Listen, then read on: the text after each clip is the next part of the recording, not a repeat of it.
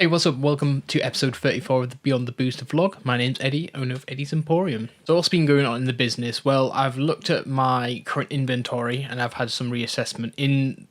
Introducing things like TCG Automate, it's got me thinking about how I manage my inventory, whether that be on eBay and or Shopify.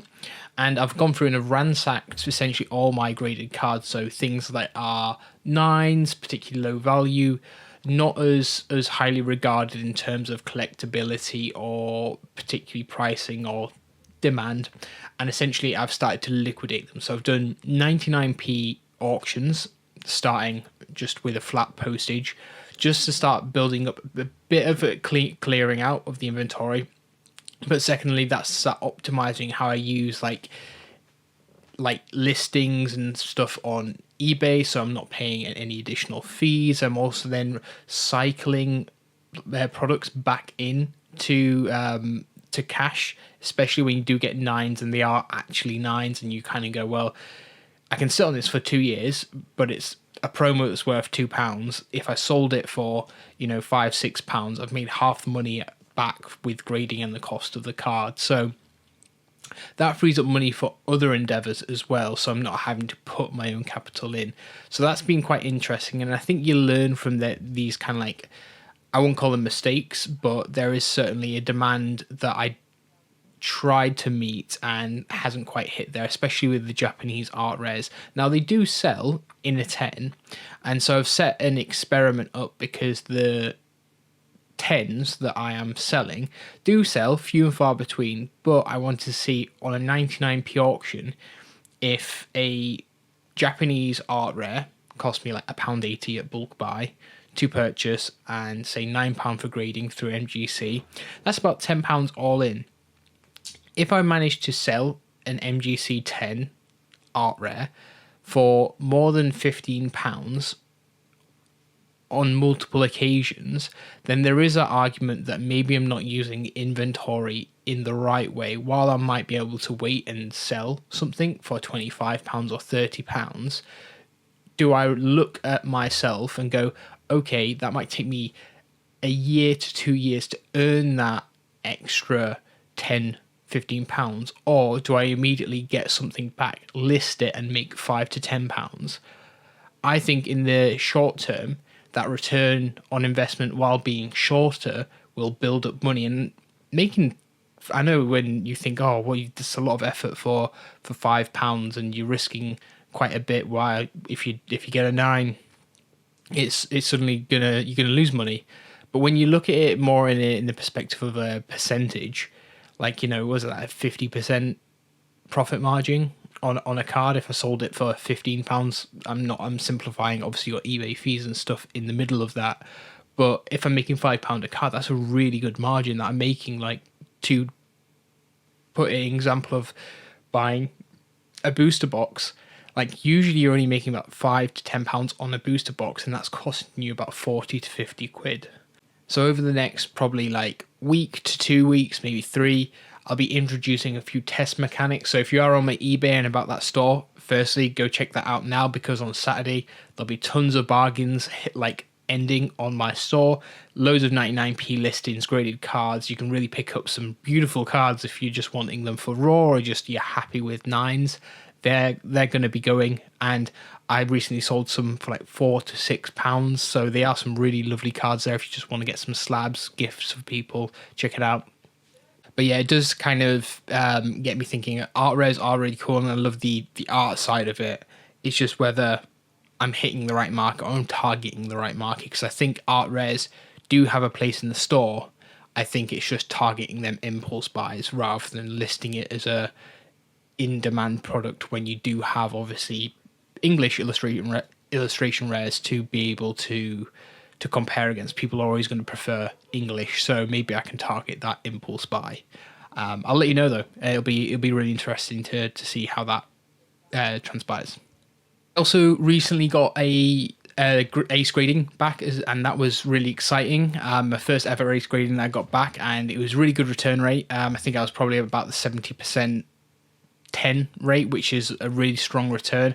I'm looking to increase that. As you've seen on previous videos, I bought my digital microscope. I've just recently bought a black light and also a cleaning kit. So when I get into pre-grading, so as you can see here, this is a really clean Galarian Moltres. You can see I've got a 9, but the back, center, and everything is fine. The corners are fine. But what I didn't notice is that there was Pokemold, or what is a bacteria or fungus that basically when you've got it in a binder for so long and moisture and damp gets in there, it can grow on the card, but it's easily cleanable. So what I'm going to plan to do is crack this, clean it, which I should be doing each time, and then resubmit, and hopefully this 9 gets put into 10. So this will be a really fun experiment to do.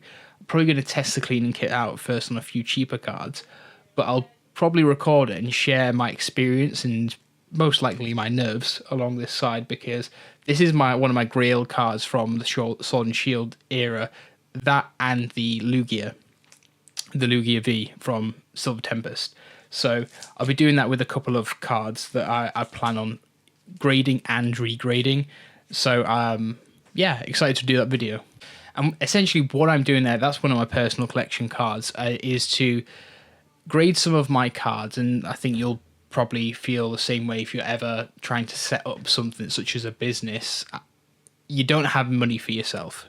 And so what I wanted to do was be able to grade my cards and then sell some of them graded cards to build up funds to grade more cards, and essentially cycle all that money into buying big grail cards in which I personally love and adore, because I think I'm getting to the point where I'd rather have a few select cards I adore, I love, rather than have, hundreds of slabs that I kind of like. And it's a lot easier to do that when you obviously have all the slabs and it's cheaper and it's lower investment. There's a lot of risk involved. I found that there's a lot of emotional anxiety with sending off my personal cards for grading and eliminating that bias, and that's why I did buy things to help grade, obviously from a business case point, but this is also going to help me from an actual getting 10s on my personal collection, which will roll into other things. So I'm excited for this.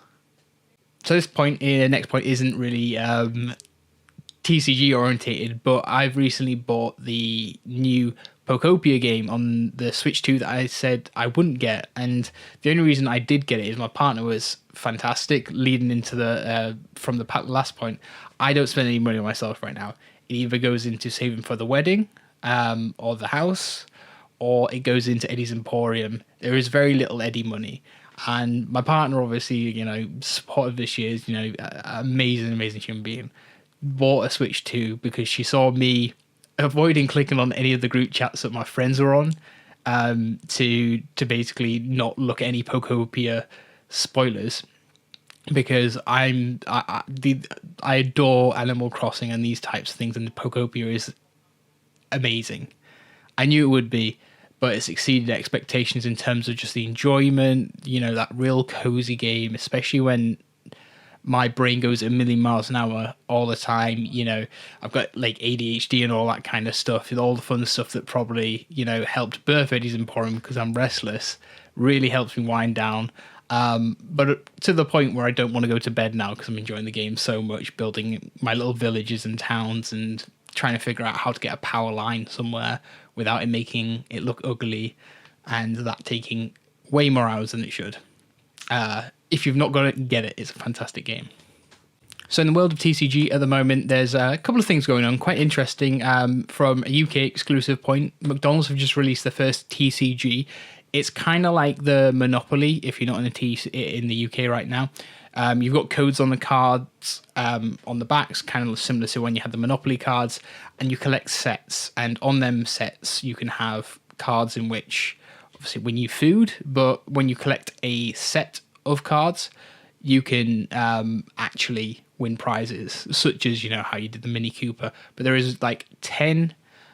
I don't know why I did a 1, but if you get 1 of 10, you've got gold Ronald McDonald cards, kind of like your mega ultra rares in in Pokemon, which you can trade in for £10,000.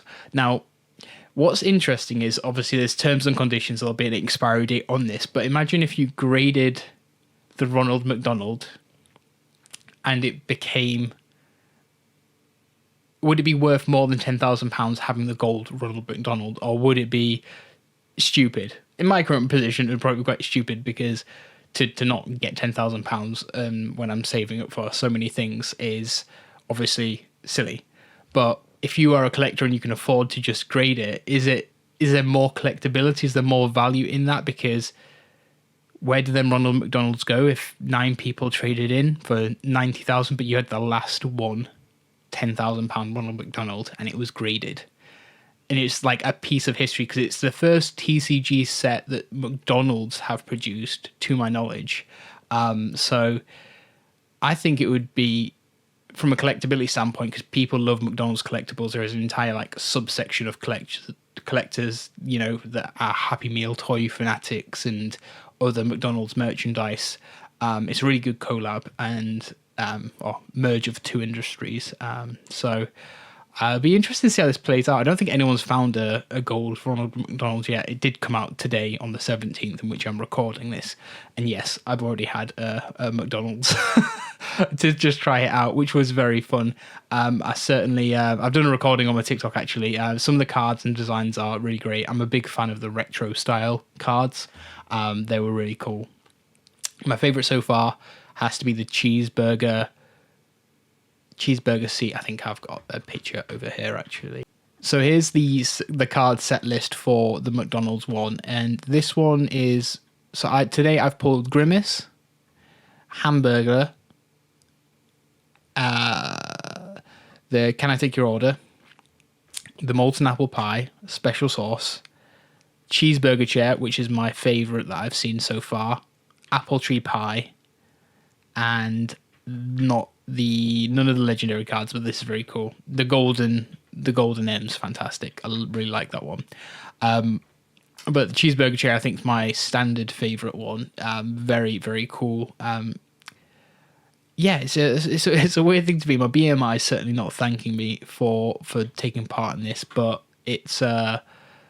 it's fun, and I'm trying to create a master set of this. So if you do have any cards that you don't want and you've redeemed, send them my way, because it will save me having to run this off when I do stop eating my McDonald's.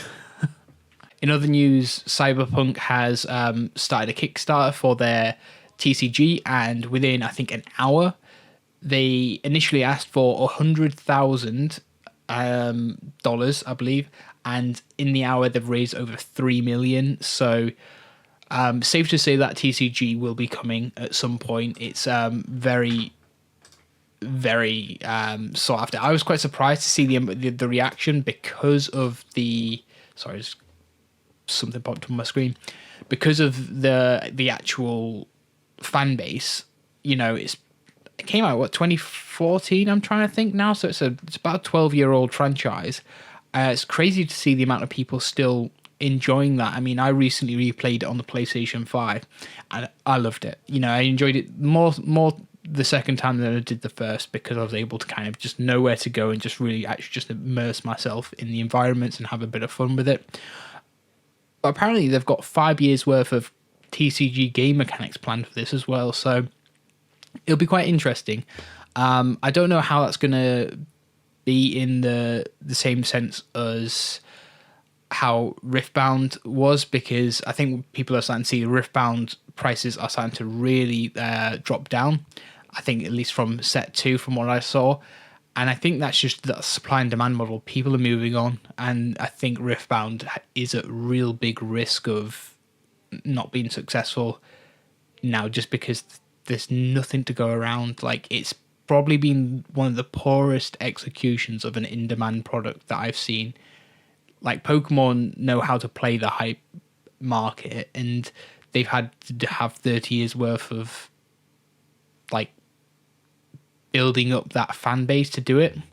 I think people are just a bit exhausted already with not being able to get Riftbound. I know people are shattered by not being able to get Pokemon, but they will wait based on the legacy. that it has in their lives. Same with me. You know, I won't be going away from it anytime soon.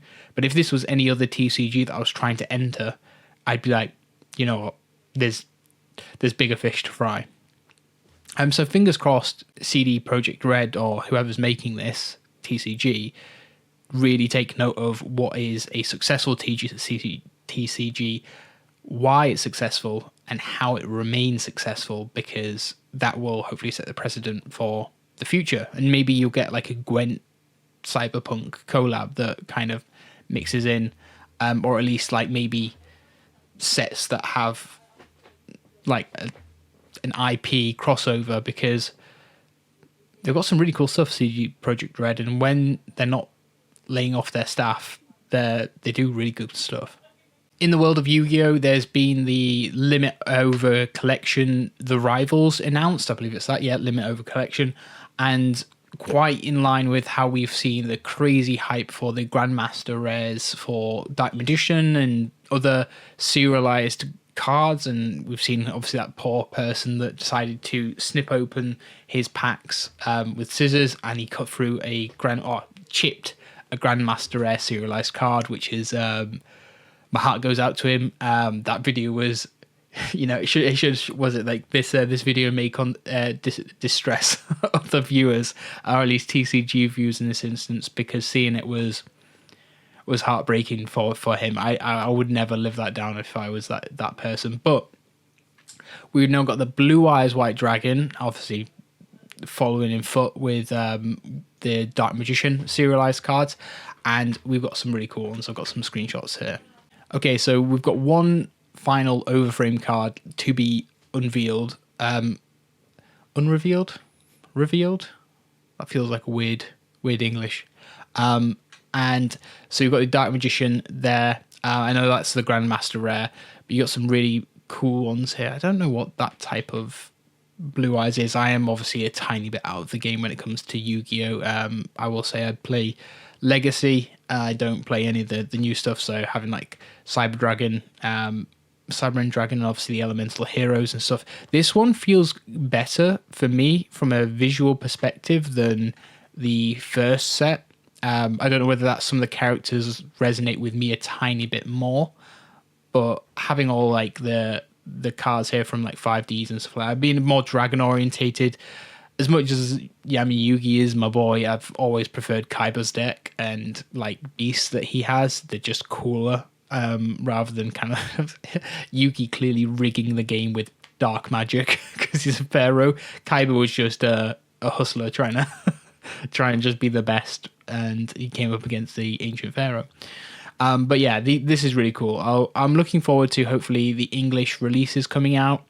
I will probably be opening a few of them. I'm not too keen on doing the Japanese ones, because while the Japanese looks amazing, I do find myself not appreciating it as much. And well, the other cards, when I have these sort of cards, they're amazing, the Grail cards, but when the Japanese ones kind of come in, they go to the side for me. So fingers crossed, we kind of start getting that English stuff or Grandmaster rares being announced in sets. So just a Poke Beach update as well. We've got the Ninja Spinner prices announced, or at least released, kind of like where the market's at. Of course, this is a new set, so prices are here. They will go like that as soon as English comes out and or supply hits the market. But I'll show you nonetheless because it's pretty cool. A little bit of insight there. So we've got the Ninja Spinner. This one obviously being the chase card. It's coming in at about $593 at the moment. It's a cool gold card. It's not the coolest in my opinion, but it's a cool gold card. I am interested to see whether that stays that price or not. I mean, when you got I know people have Charizard fatigue and other fatigues here. Greninja is a modern Charizard. Don't get enough of them, but it'll be interesting to see if Greninja remains that price. Of course, you've got the evolutions here, beautiful kind of synergy, similar to the 151 War Turtle. It's kind of like a reverse, I guess, where you've got the Squirtle on land into the Blastoise in the ocean. This one here, you've got the Froakie in the ocean through to the Greninja out of the ocean. The Greninja is really cool. Again, it's quite similar to the first one, but or at least I can't remember what set it was from, but the Scarlet and Violet one where it was very colourful, kind of just looks like you've kind of turned him upside down. The Ninja Spinner design for me is a bit lazy, but it's cool. It's on theme. There's a lot worse Megas that have been designed. Then you've got a couple of others here. This one's really cool. I love this. I love this one a lot. I've recently been using this Pokemon in Pokopia. Really good Pokemon. What else we got? We got Mega Floette, which is really cool. My partner's really going to enjoy this one. She's been after a Flababy art rare for the longest time, and this is probably the second best thing that she could be asking for. So I will be showing that to her shortly. And you've got a few other breakdowns here. Let's see if there's any other ones which are cool. This one is a ridiculously cool card. I don't know why people aren't looking at this a tiny bit more. The Xerneas is so cool. I might have to note this artist, Nanako, a bit more, because what is going on here is stunning. Absolutely stunning. Next is just a set guide for the Perfect Order that's coming out March 27th. I know a lot of people have been actually cancelling their pre-orders and kind of banking their money for other sets coming out, and it's quite surprising because I personally don't think it's like the worst set, but you know, in that similar sense how Shrouded Fable was, it's a good opportunity to be able to pick up packs and have access to product for the longest time. I think I saw somewhere on the internet, or it must have been on TikTok or something, people saying it's the first time a booster box has been under retail, like in forever, I think, since before like kind of that dip in Scarlet Violet era. So it's going to be an interesting one, but if you're looking for product, and I personally, I want that Mega Zygarde special illustration rare, because it is probably one of the nicest cards, and I am not a big Zygarde fan in the slightest. I never have been, but that is a beautiful card, and I'll hear none of it. So I'm going to scroll down to the bottom of this one, because we just like want to see the big art rares and kind of the secrets and announcements on this one here. So we've got quite a few secret rares. I did cover a few of these a while back, but it's worth going over again. I'm going to have some popular ones, trainer arts here. These ones are the coolest. I mean, look at this.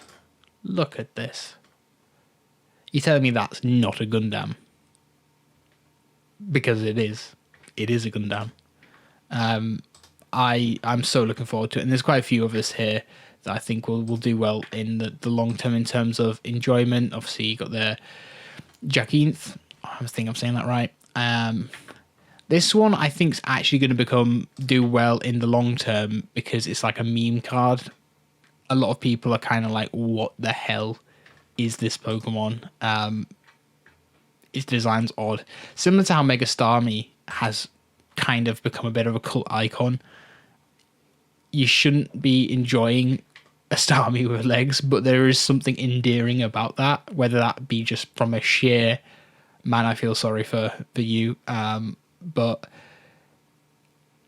it has grown on me from the most stupid. It might be meme culture that's kind of given it its time in the limelight, but there is, I think, for me, Zygarde and the Mega Starmie are the two really cool cards for me. I'm not too keen on the Mega Zygarde, but I equally aren't not keen on it.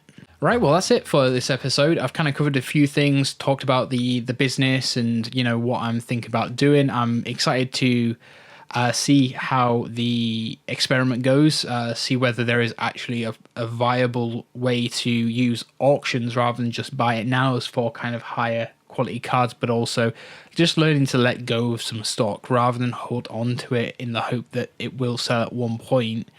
Is it worth that long-term hold for maybe an extra £5 to £10 rather than just maybe enjoying having that quick turnaround, that quick flip. And I think as a business, you need to start experimenting and understanding where them opportunities are and actually what the market wants, because they don't care what I think or what I believe. They just know what they want, and fair. I think I just have to kind of swallow that bitter pill and just kind of go, yeah, fair enough. If the market says it's that price and you want it for that price, absolutely fine. Better to have sales than to not have sales, and build up that fan base by knowing you can get bargains with me, rather than being like, this guy will hold out on you. Not that I ever have done. I always sell them to retail, but it's always good to just be looking for opportunities to better yourself, especially as I'm still a growing business. But let me know, what are your thoughts on that or anything that I've spoke about this week. And yeah, if you do like this, consider liking, consider subscribing. But if not, no worries. I'll catch you in the next vid. Ciao.